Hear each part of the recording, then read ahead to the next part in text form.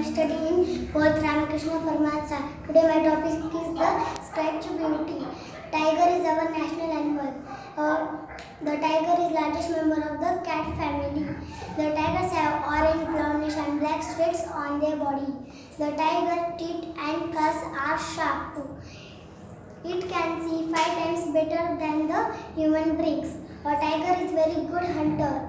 Sees an animal such as deer and wild boar. It quickly follows them. Right moment it jumps. He jumps with his all power. It is like other tigers enters his territory. A male tiger scratches on the tree's trunks with his claws.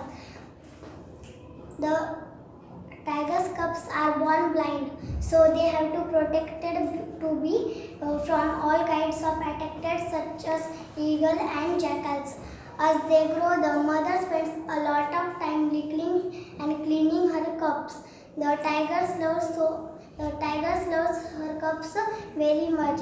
From the first month, the cubs remain in their den. After that, they may go out sometimes, but they always stay very close to their mother.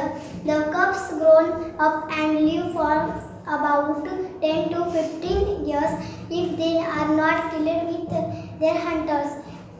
It is very important to protect tigers from the hunters.